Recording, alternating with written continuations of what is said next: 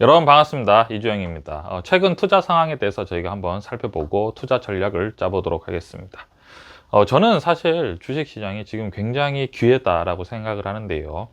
왜냐면 기본적으로 이제 본 게임이 끝났죠. 본 게임이 끝났다는 건 뭐냐면 주식이 크게 상승을 하다가 하락을 하지 않았습니까? 근데 이제 중요한 게 뭐냐면 우리가 생각할 때 이 주식이 상승할 때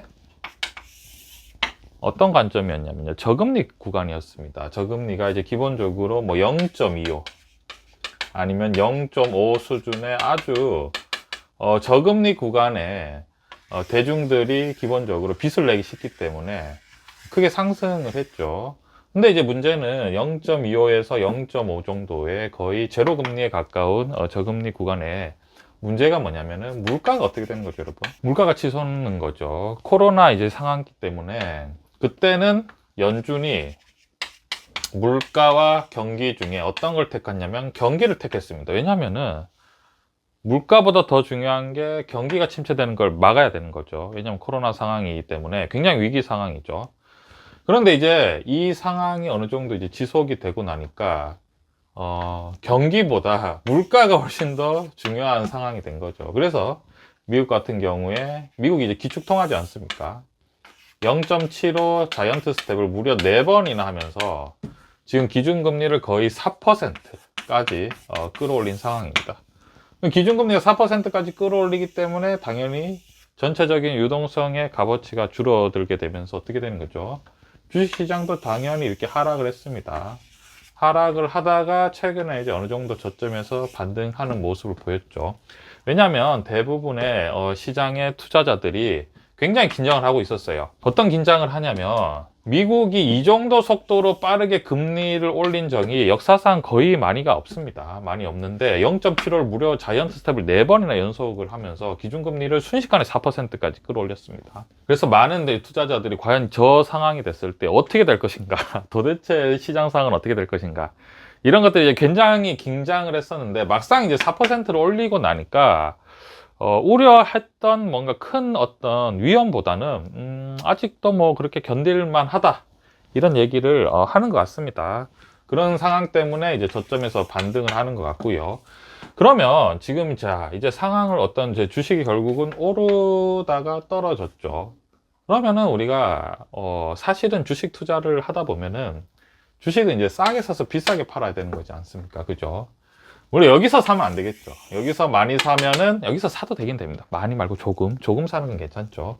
많이 사면은 많이 산다는 건 뭐 레버리지 아니면 빚을 낸다든지 뭐 이런 식으로 하면은 큰일 나는 거죠. 금리가 최저점에서 이제 계속해서 정점으로 올라갔다가 금리를 올리면서 이제 주가가 쭉 떨어지는데, 자, 이 관점에서 왜 지금 기회가 됐냐면 저점에서 어느 정도 지금 반등을 하지 않았습니까? 자, 그러면은 어떤 게 이제 기회냐면 지금 미국 기준금리가 4%입니다. 우리나라, 대한민국 같은 경우에 3% 정도 되겠죠.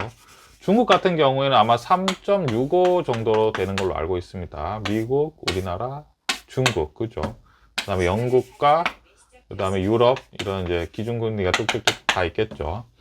자, 여기에서 포인트는 뭐냐면 미국이 기준금리를 최대 폭을 5% 정도, 그러니까 여기서 이제 한 1% 정도만 더 올리면 끝이 나는 거죠.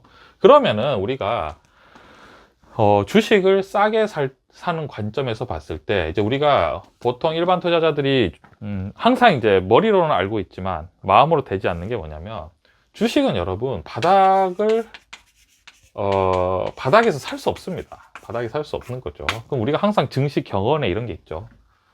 무릎에서 사서 어깨에 팔아라. 만약에 이 차트면 어떻게 언제 사야 되는 거예요? 이때는 살 수 없는 거죠. 이때는 살 수 없는 거고, 이때 사서 이때 팔면은 사실은 최고의 매매죠. 이때 사서 이때 팔고, 그죠? 이때 파는 게 이제 최고의 어떤 매매법인데, 자, 어떤 말씀 드리셨냐면 지금 연준이 계속해서 금리를 올려야 된다라는 얘기를 하는데 최대 폭을 가만히 살펴보면 1% 정도밖에 없습니다. 최대가 지금 5%, 아무리 높아도 5.5 정도 될 것 같아요. 근데 이게 굉장히 현실성이 있는 게 지금 소비자 물가 지수가 8.2에서 7.7 수준으로 떨어졌거든요. 그런데 기준금리가 5.5까지 올라가면 7.7 정도는 충분히 잡을 수 있다 생각합니다. 예.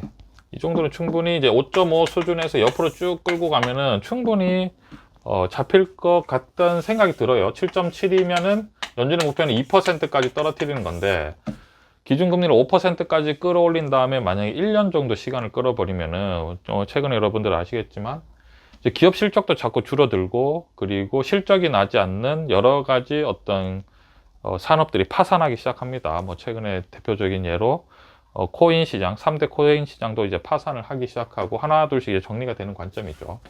자, 그러면은 지금 기준금리가 4%인 관점에 지금 우리가 주가를 보고 있는 거예요. 미국 증시나 우리나라 증시나 보고 있는 관점인데, 그럼 과연 1%를 더 올려서 5%까지 끌어올리면 이게 하락폭이 얼마나 클까라고 생각하면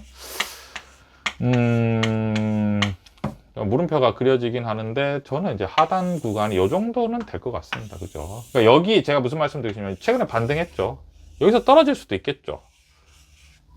그렇지만 우리가 생각하는 뭐 엄청난 공포스러운 상황까지는 가기는 좀 힘들지 않을까라고 생각을 하면은, 자, 포인트는 이거죠. 바닥은 어딘지 모르겠습니다. 그런데 이제 올릴 수 있는 금리 여건이 1% 정도밖에 더 안 되면은 무릎은 된다는 거죠. 근데 문제는 뭐냐면, 자, 투자가 여기서 또 우리가 투자 방법에 대해서 말씀드리면, 이걸 다 알고 있어도 아무도 수익을 낼 수가 없습니다. 이거는 시장에 있는 사람들만 아는 건데요. 지금이 무릎인지는 다 알지만 왜 아무도 여기에서 수익을 낼 수 없느냐. 여기에서 사놓기만 하면 나중에 올라가겠죠. 근데 왜 그러냐면, 아까 말씀드렸지만 지금 소비자 물가 지수가 7.7이고요.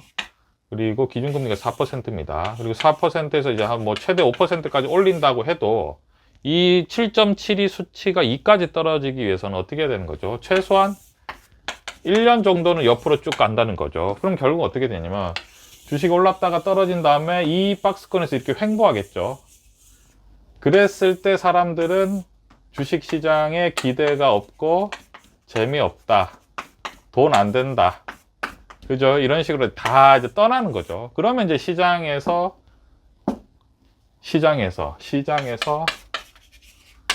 주식의 가격은 점점 어떻게 되는 거죠? 점점 싸지는 거죠. 싸지면서 더 떨어질 수 없는 수준까지 싸지지만 사람들은 관심이 없는 거죠.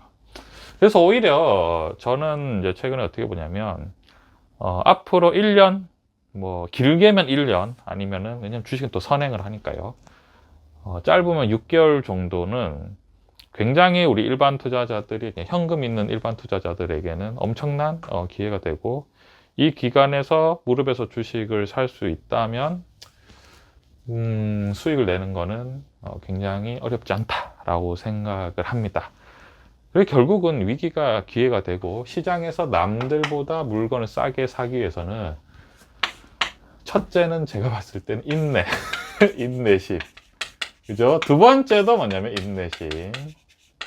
세 번째도 인내심. 굉장히 심플하죠. 돈을 벌기 위해서 인내심이 필요하고, 인내심이 필요하면 벌 수 있는 사람은 극소수밖에 되지 않는 그런 관점인 것 같습니다. 전체적인 시장의 흐름에 대해서는 한번 말씀드렸고요. 우리가 구체적으로 다음 시간에는 또 업종이나 종목에 대해서 한번 살펴보도록 하겠습니다. 감사합니다.